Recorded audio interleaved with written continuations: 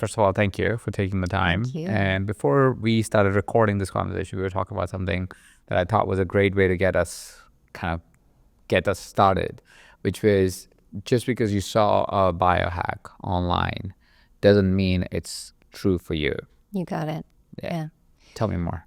Just because you see something online does not mean that it's good for you. It doesn't mean that it's not good. Obviously, like, we are becoming a very data-driven society, which is great. We're putting validity, finally, behind these things that are designed to serve our health, but it might not be good for you specifically. So, for example, if you are someone who is a complete A-type, working all the time, your nervous system is a wreck, you're over-caffeinating, your cortisol is on the rise constantly. Should you be doing things with intensity and hardcore to your body? Probably not. It's probably going to fuel these feelings of burnout or fight or flight within the body. And we know now, when you are living consistently in a state of fight or flight, your body cannot function at its best. Your body's essentially functioning every day with an emergency light on that you're ignoring. And here you are going out into the world over-caffeinating, over-stimulating, on your screen all the time, kind of in denial of what's happening within the body. And I think this is one of the biggest disservices that's happening in the world of health and wellness, because the wisdom is within the body. If we're not listening to the wisdom and the cues and the symptoms that our body is telling us every single day, then it's going to catch up to you eventually, right? Disease doesn't just happen overnight. There's symptoms that lead up over time that we tend to ignore. In fact, we actually live with them. When I'm speaking to a group of people, I'll always, by show of hands, how many people here suffer from migraines, irritability, low sex drive, bloating, gas, diarrhea, constipation, lack of motivation or desire? And like, every single hand is always up, right? Those are symptoms that we've normalized in our society. And the saying is, just because they're common doesn't mean that they're normal.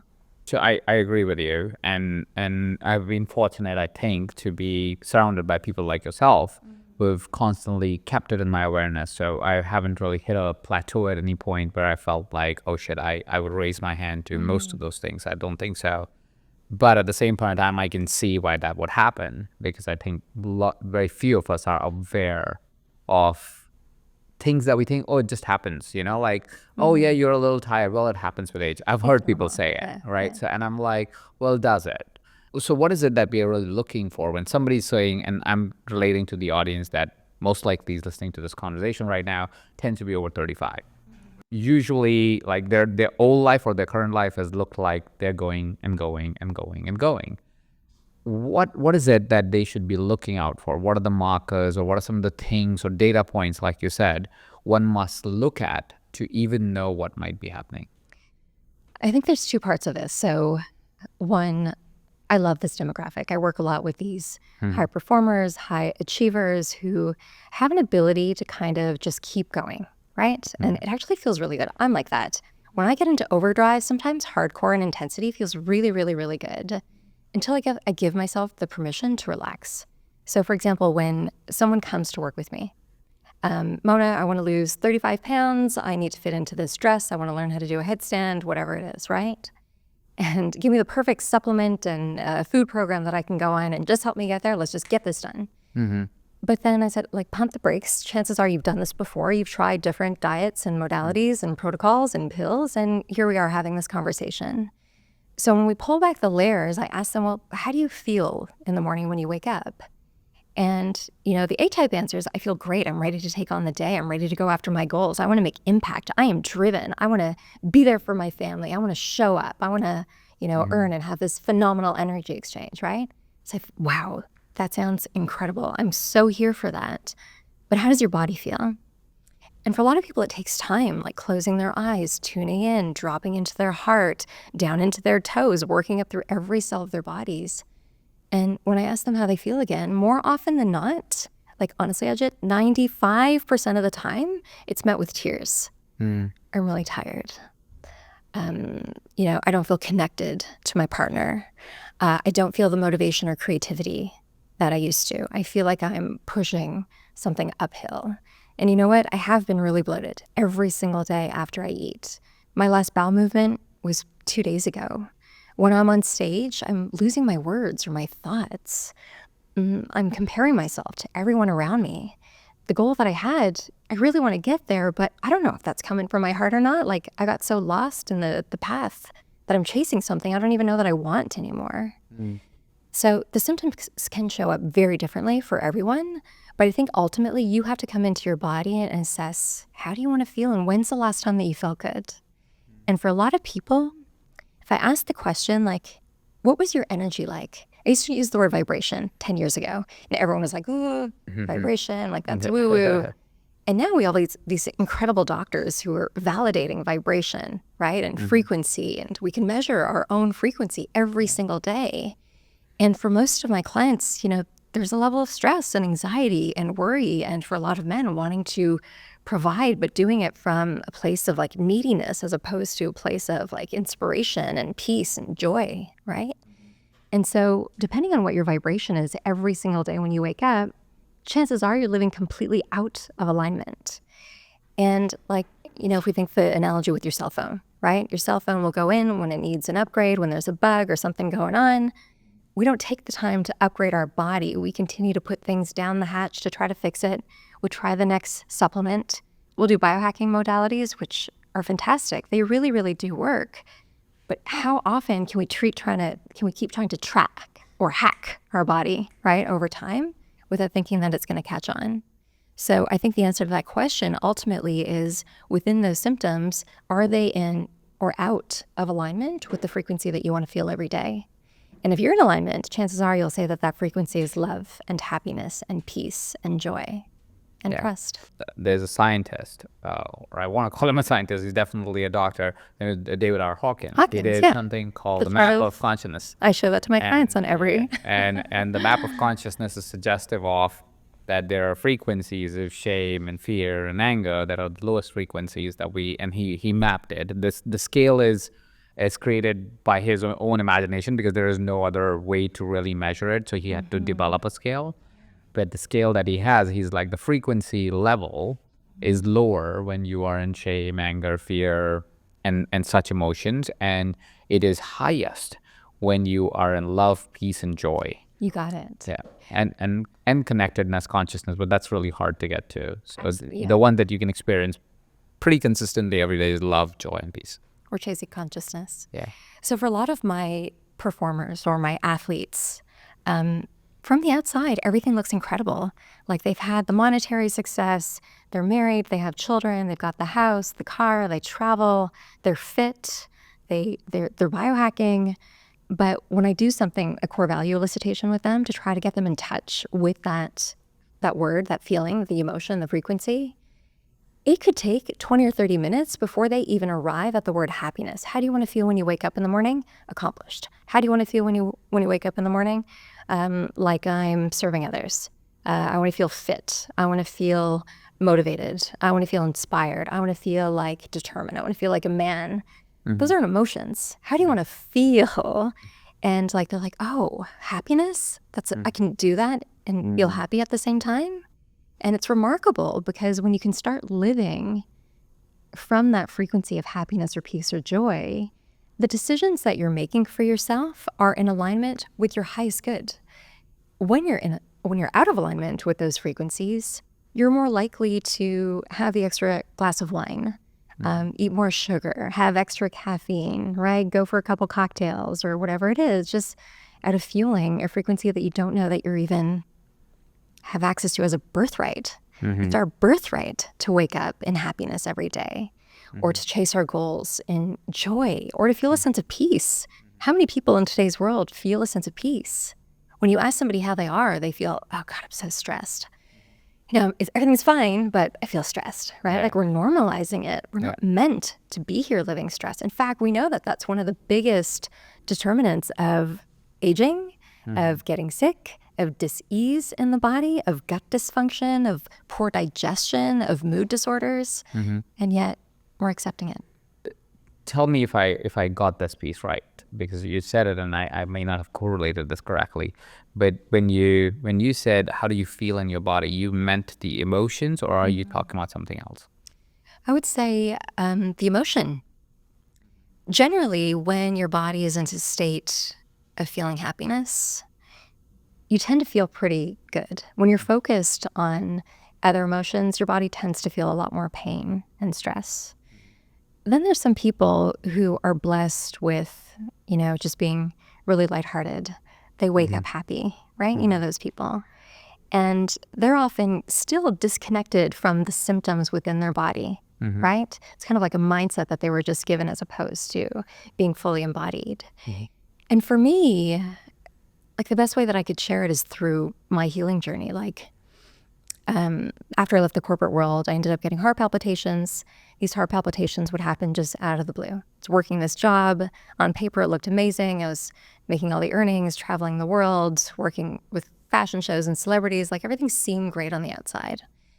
But on the inside, I knew that I was suffering. The stress was high. The anxiety was high. We were drinking every night. I knew that I was out of alignment with my purpose.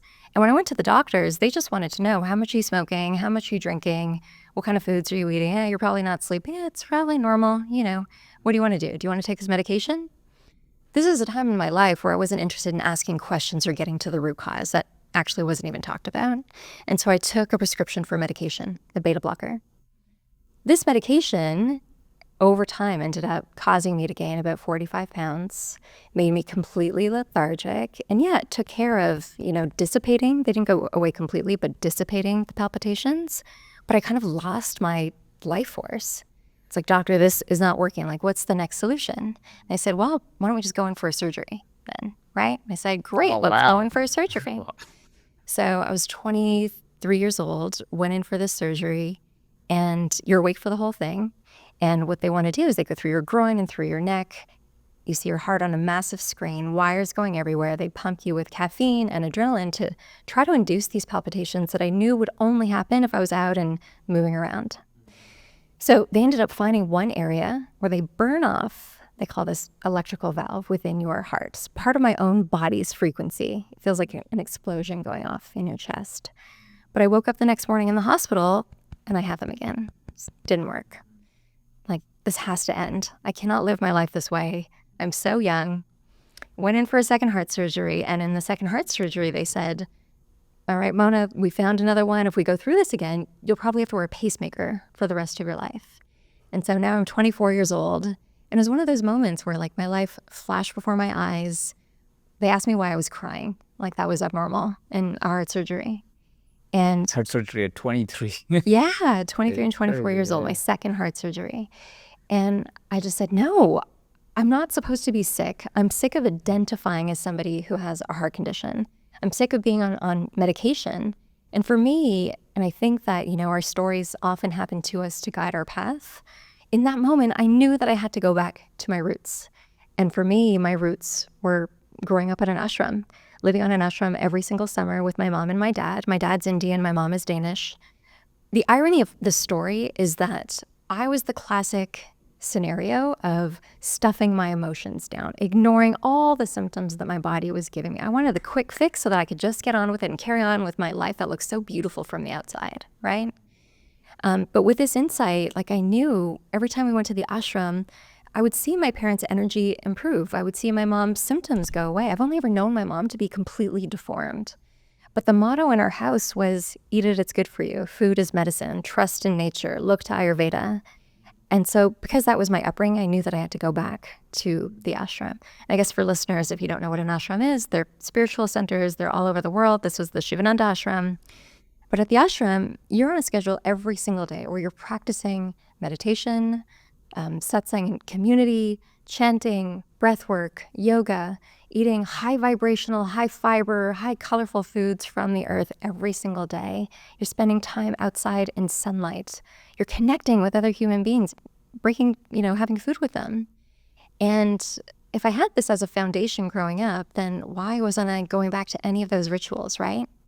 And so to go back to your question and the story of like understanding what those symptoms are, for me, it really is the case of like all my clients. We know what to do, but was it easy for me to deal with the emotional part of what was causing all of that? No. When I went back to the ashram, through meditation, through finally coming into my body through yoga and breath work, my gosh, I understood that my inner vibration, the frequency, my electricity was completely off because I was sad. My blueprint growing up was anxiety. It's just always been who I was. I identified with it. And then by the time I got to my mid-20s, I was doing so much to my body at this high intense rate that my heart was like, I can't do this anymore. Compounded with my parents' divorce, compounded with a breakup, compounded with, my brother and sister moved up. There's a lot of emotional things that were happening. And I think that my body just had a threshold that had to get changed. So with my clients today, I really help them understand their frequency first before we tackle the food, the supplementation, the exercise, the diet, which all work, but they cannot work if your frequency is off. So true. I've seen so many evidences at this point from just meditation, not only of course, if you compound it with food and all the other elements, it's super helpful. But just with meditation, Nita, whenever you meet Nita, you should probably share more. But we did a meditation retreat for about 7 days. This is a Joe Dispenza meditation retreat, which is pretty much very Eastern meditation, just done with science. They were like, oh, he just doesn't call them chakras, he calls them energy centers. I'm like, great, good spin. He's able to take it a lot more mainstream, which is amazing. But what we found is during that meditation, Nita was having these, these challenges with something coming out of her hands. What do you call them? Like little scars, the blisters, yes, little blisters coming out of her palm. And she was like, what is this? What am I eating wrong? What am I doing wrong? And during the course of those 7 days meditation, because you have to meditate for like 3 hours to 4 hours over the entire day. So you end up in meditation in 7 days for about 40 hours in total, right? Some meditations are longer, some are shorter. And so what she found is in those 40 hours of meditating over 7 days, she could see that they started to not only reduce, they were almost gone. And as soon as she stopped doing it, she started to get them back. Now she had to integrate some food to be able to fix them completely. Now they are all almost done because of some food things that she had to kind of start to check in and see what was off. But the whole idea of that your frequency can change your reality. It seems very metaphysical, but it's absolutely true. The more and more you become aware of what frequency you're operating from, and it can be seen on a psychological, rational level. Think about it. If you wake up in the morning angry versus you wake up in the morning in joy, what action you're going to take that day? An angry person does angry things. A joyous person does joyous things. An angry person tries to take. A joyous person tries to give. If you just think about it from a rational, psychological point of view, screw metaphysical, exactly. Right? Just think psychological point of view. What action are you going to take? You're going to most likely take action that are more affirmative. They're more in the positive direction. You'll probably be more motivated. You'll probably be more goal-oriented. You'll probably actually create movement in life instead of crying about life. You'll, instead of doubting yourself, feel more powerful. You'll probably have more patience about whatever is happening in life. And because you have all of those things, of course, life's going to work out. Absolutely. Right? So your frequency is affecting your reality. You can say it from just metaphysical point of view because your state's different. And I do believe metaphysically it tends to also attract things that otherwise will not be possible for you. But even if you were totally a science person, you're like, no, everything is bullshit. I need science for it. Think psychology. Yeah. Psychology is a decent enough science for you to rely and fall back on. So if you can clean up your thoughts, if you can take care of your fears, and you can wake up every day in a state of joy and happiness, or you can get yourself to that state every day, even if you woke up a little angry or a little pissed or a little, whatever that is your emotion that you've been living with. If you can work with that emotion, bring it up to a higher consciousness level, it is a bigger possibility that you would have the life that you want, including health. But it can be for everything in your life. So I'm so with you when you say frequency is everything. You got it. And I think the biggest challenge is that when we go to the amazing Joe Dispenza retreats, when we can go to the ashrams, or when we can go to any spiritual center, the stage is set for us to acclimate to that environment, right? I'll never forget when I did my yoga teacher training. It's always by about week 3 that people will get off the mat. They'll have to leave class because they're purging. They're in the bathroom, they're crying, they're literal physical heat is leaving their bodies, right? Their skin might clear up over time, the stomach issues go away. Your body is healing itself. And just like it did for Nita, over time, her body had to get that out of itself, right? In order for it to come back to homeostasis. So I think it's really upon us to take accountability for the environment that we're creating at home. So with my clients, I help them build their ashram in the city, right? How can you cultivate the same feeling and the emotion in your kitchen when you wake up? What are the things that you are listening to and watching? When we think about the concept of digestion, we don't digest what we eat. It's what we smell. It's what we hear. It's what we touch. It's what we feel. So be mindful of all of those things. Are they in alignment with the frequency that you want to feel every single day? Or are you binge watching, crime shows and having toxic, gossipy conversations with your friends and then saying that you're a healthy person and then going and having, McDonald's on the side, right? Yeah. Everything's in alignment and it's in our power to be able to create that. But honestly, we were never taught how to do that, right? I have a feeling you guys are very conscious parents in how you teach your children about their bodies and the impact of food and words and your environment and stuff like that. And in that dialogue, what if we were to teach kids, like, your body, you are a miracle. You are a walking, talking miracle. Your body is healing in this second. And whatever you choose to digest today is going to impact how you feel, your inspiration, how you perform, how you, seek love from others or give or be of service, right? And I think that if that was the conversation from like being a child, we would all treat ourselves very differently than we would today.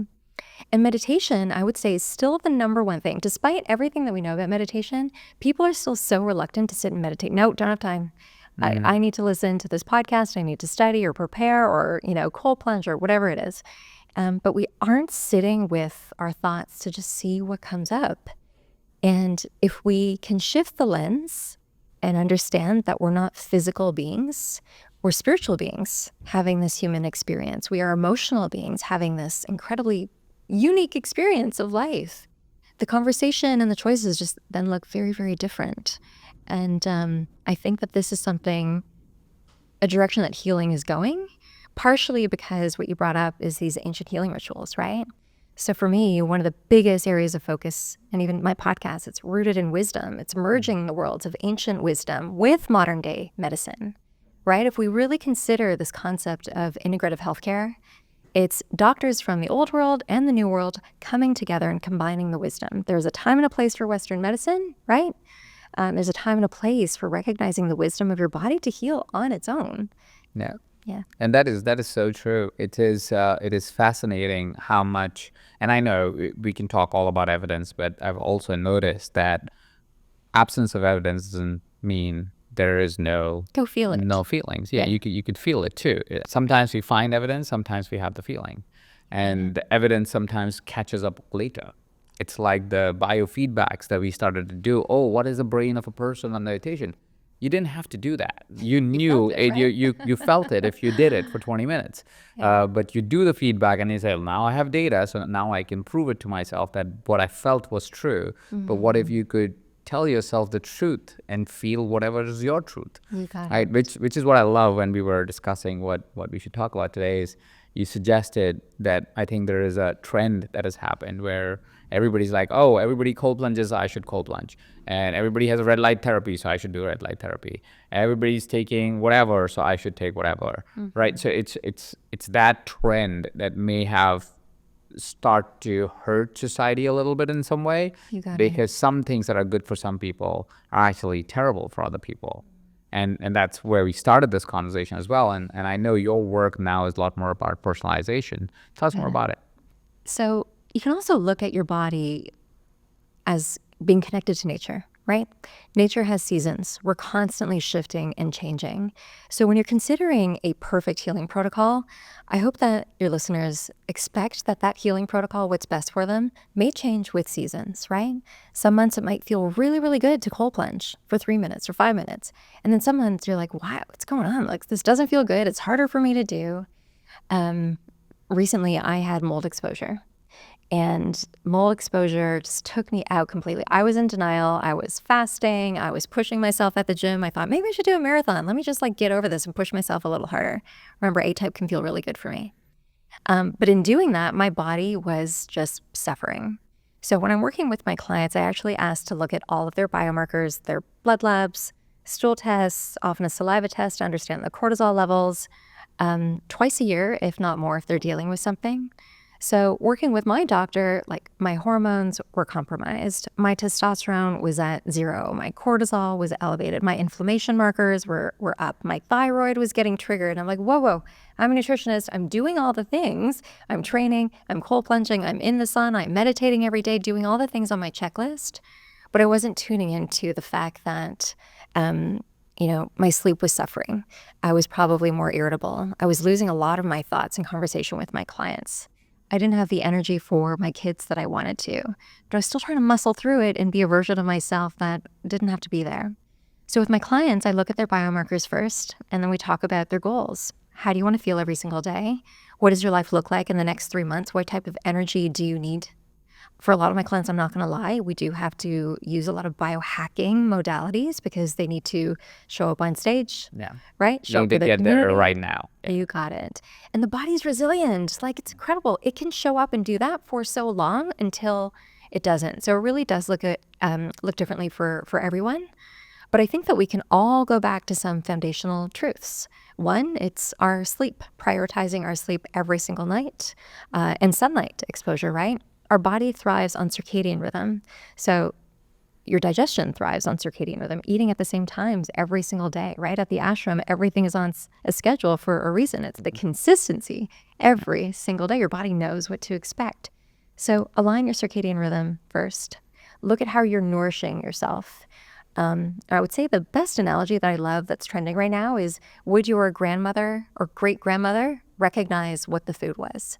If they would never see the food, if they'd never seen the food, it's probably not good for you. If you're looking for the perfect diet, eat more like your ancestors did and less about what's trending. Looking at hydration, right? We know hydration is essential, especially for a very toxic world that we're living in today. And then amongst your busy schedule and all the people and the things that you have to show up with, really take a look at your communication with yourself and with others, but also your connection with yourself and with others. Healing has become a really selfish journey. We are so self-centered, self-focused on self-optimization. And we lose sight of the fact that we used to do this with tribes and villages and communities, or for, South Asian backgrounds, we lived with our extended families, right? Like, there's a lot of support that happened. And I think that feeling like you're in this really lonely place of doing it all yourself, and the protocol can get really big and long and confusing. That checklist can get very long every single day. And I think that can be as detrimental to our health as anything else. And then the last one is fun and creativity. What fun are you having? Most of my clients are like, I don't even know what my hobbies are anymore. Like, every time I read, it's a book on growth, personal growth, or on how to self-optimize. And I would say that my biggest trap in the lesson that I'm going through also is, really treating my happiness as a goal. Like, I'm always on this path of optimization. And maybe this came from the ashram, right? Like, we're always trying to become better, become one with God, right? Becoming optimized in the biohacking world, which means that we're never happy where we are. We're always chasing something that we don't have or don't feel. That is true. And I think there's great wisdom in knowing that there is no, and at least that's true for me. The one of the greatest wisdom pieces that I learned over time is there is no past and there is no future. There's only now. And if you can live in that presence, what tends to happen is that today and right now in this moment becomes really joyous. So you can have a goal, but you are not the goal. You're not becoming something to be the goal. You are now. There is no future to get to. This is where you are getting to. So now is the time. And that is kind of it's not new approach to life. This has been in all kinds of texts everywhere in the world for centuries now, where it talks about, don't worry about so much about what happened in the past, in different ways, depending on which culture it was written in and how it was written. But sometimes it is to surrender to God, but that's basically telling you to be present right now. That's not, it's whatever way they said it, but they said the same thing.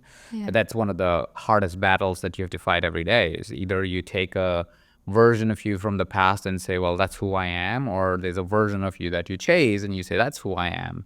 But you're neither. You are what you are. And there might be another version of you that's available the very next second, but it is another version of you, and that is who you are in that moment. There is no judgment to it, there is no recognition to it, and there is no fear to it. There is no holding back to it, and there is no pushing to it. It's just is. One of the realization that helps me and help my clients a lot, because once they suspend the past and the future, it's very easy Yeah. to be happy and be joyous, because the moment is joyous anyways. I get to do this in this moment. This is joyous. I don't have to worry if this episode's going to do well or the reels are going to come out good. Who cares? Who cares? Right now, this is fun and this is great. So I can be now. I'm not concerned about how and what this conversation becomes, because I can be in the conversation, and usually it comes out great for everyone, right? But if it doesn't bother me either, because it is still in this moment is great, right? So in the future, whatever happens to it will happen to it, and I can't anyways control it. I can fear about it and cry about it and make my life terrible right now in this moment about it, or I can surrender to what it's meant to be. It will be, but right now I can truly enjoy it by staying present and curious and interested in what's happening in front of me, and see how I can nourish my soul through this conversation. Yeah. I think there's one thing that you said in our conversation that I really, really loved, and it's really present to me because it happened for me recently, is you said, eat like your ancestors. And I think that is such a beautiful, beautiful truth that is more present to me right now. Can we hyper on this for a second? This is so important, right? Because right now, the trends right now, eat your body weight in protein. Being vegetarian or vegan is the most horrible thing in the planet. It's like, well, gosh, I have people in my family who lived close to 100 being vegetarian, right? Like they were eating all these foods that are being demonized. Very active, very purposeful, helping out. Like they were doing housework at that age. You got it. I'm vegetarian. I don't eat eggs. I don't eat meat. I don't eat any of that stuff, right? I do eat dairy. Yeah. That's my protein, basically.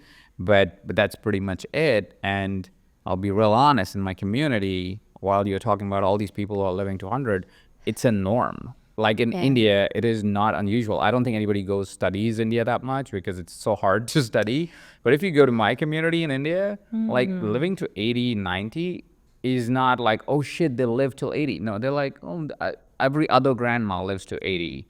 And every third or fourth grandma or granddad lives to 90. And it's not like they're vegetables. They are fully mobile. They are like, they wake up in the morning, they usually do some religious stuff in the morning. They have their community. They'll be there every wedding. They'll come early to the wedding. You have to cook food for them because they eat before 6 o'clock. So there's a separate meal made for them before, because we know they're going to come at like 5:30, 6. So it's even planned at weddings because everybody else is going to eat like an idiot at 8 o'clock or 9 o'clock or 10 o'clock at night, even at 11 o'clock at night sometimes. But the grandmas are going to come in early. The grandfathers are going to come in early. They're going to eat at their 6:30 meal, and they'll be out of the wedding by 7:30. But they're there. They're active. They're in the bed by 9 o'clock. You got so it. They're doing what the ancestors did, and they lived beautifully and really long. And they're still honoring their constitution despite what's going on around them, right? They're not on social media. Exactly. And look, They don't care for your likes. yeah, look, the data is there on protein. I get it. Do we need protein as we age? 100%. We need a variety of a lot of things, right? But like, yes, at every single meal, focus on protein, whether it's a plant-based protein, not the fake meat or any of that garbage, like something that actually comes from the earth, like a lentil or a bean or nuts or seeds. Get some good quality fat, and then focus on high vibrational, colorful foods that come from the earth. There's your trifecta, okay? The ratio based on your views, your goals, your religious views, whatever it is, switch the ratios as you see fit. But I would rather see, like, I've seen labs after labs after labs of people who are vegan doing it the right way, vegetarian doing it the right way, and for the people who are doing paleo and it feels really, really good for them to eat that much protein, go at it. Right? Yeah. My mom's side is meat and potatoes, right, from Denmark, and my dad's side is fully vegetarian from India. And I thrive when I'm on an ashram style diet. My energy is there. There's no joint pain. My bowel movements, to tell you all the details, my glucose levels that I can monitor, like everything is just in flow. That's best for me. Tune into what feels best for you as opposed to what society or media is dictating. Yeah. Yeah. And the reason why I was bringing the topic of eat like your ancestors is because I recently started eating that way, where I eat before 7 is probably the last time that I would eat, except for, let's say we are in LA right now, there was a dinner thing with friends last night. So, and even then I was like, I really don't want to go. But it was like, Nita was like, we're here for 3 nights. Like, this is the only time we get to see them. I was like, okay, fine. So I will eat at 9 only because of that reason. But otherwise I do, by default, we always intermittent fast, because if you eat at 6:30, you're only going to eat in the morning. Exactly. And usually it's like 11 o'clock or something that you have your first meal. So it defaulted to that just generally. Like, you didn't even have to try, because that's how they ate. You got They it. didn't do breakfast. They did early lunches. That's how they did, because that's how they worked. Like, I remember that in my house. My grandfather woke up and he would never eat breakfast. He was like, what breakfast? Yeah. We're going to eat at 11. We're just going to have lunch at 11 or 12 in the afternoon, whenever he was about to like leave for his next thing, whatever he was doing. And then he would come back by 6:30 and he would be like, all right, let's have dinner. And then he was done. And that was it. There was no eating in later in the night. There was no snacking in the middle of the day. It was super clean. And I monitor a bunch of stuff, and everything comes out better if you just follow that protocol. You got it. And again, everybody should do what they need to do. You're so right about it. But I think that whole, because I was in that season for a hot minute, I was like, oh, everybody's saying I should like overeat this protein thing and do all of it. And I was like, first of all, it's so hard for a vegetarian. hard.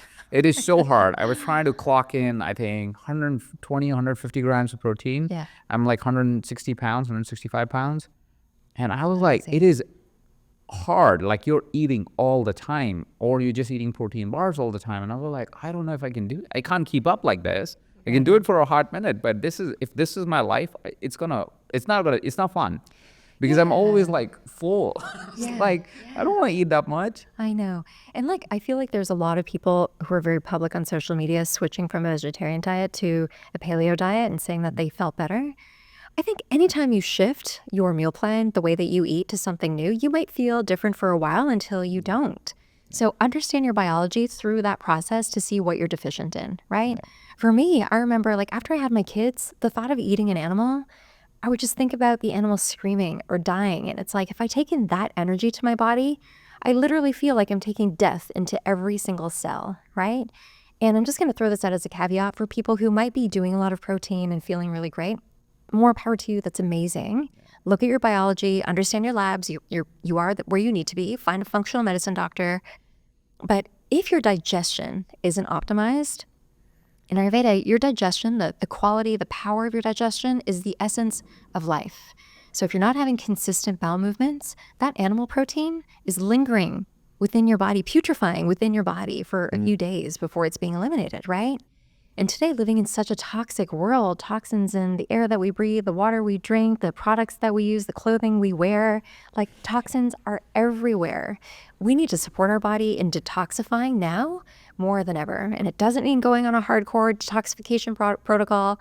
I would say the first step is just to optimize your digestion, making sure that your digestive fire is strong. You're not suffering from burping or heartburn or bloating or gas or constipation or diarrhea, right? Yeah. Find a practitioner, lock arms, optimize your digestion. You're going to improve the quality of your health and how you're feeling. That is so true. And just more dirty laundry for everybody to smell into is like, when I was doing that protein thing, I was like constantly farting. Yeah, right? And I was like, that couldn't be healthy. That's no way my body's liking this. Because I was like, this cannot be healthy in any way. Like, how can that be? That's not a good, at least in our culture, the culture I come from, like, that's not considered healthy. That's considered, you need to do something about this. Totally. Yeah. You'll never, at the ashram, if you lived there for a while, you would always know when new people came in because the bathrooms would always smell. Isn't that crazy? Because they were cleansing their system. Yeah, it's crazy. Yeah. You brought up something before that I would want to go back to. Is I think that what our ancestors did is they inherently nourished themselves. They really recognized the power of this one vessel that we get in our lifetime. And so making the decision around what to eat became easy. They understand the value of nourishment over constantly trying to fix yourself.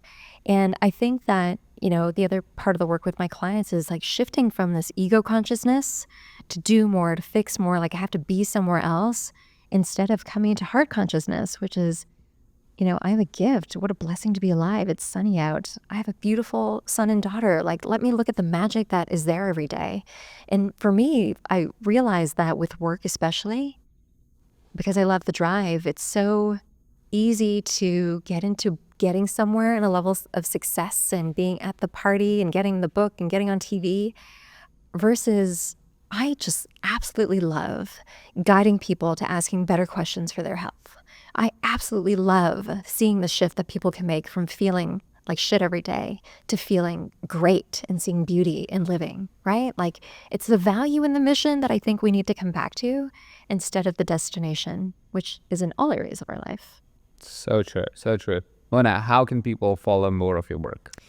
Yeah, I would say Instagram is where I'm most active with my community. So it's at Mona Sharma. I have a podcast called Rooted in Wellness where I have doctors come on of Eastern and Western backgrounds to really merge the worlds of ancient wisdom with modern day medicine. If you go to my website, a lot of the things that we've talked about today, there's a free course on the 8 roots of healing that you can just go and download. There's some videos also to really guide you to feeling your best. What's your website again? MonaSharma.com. MonaSharma.com. Awesome. Thank you so much for taking the time. It was great talking to you. You too.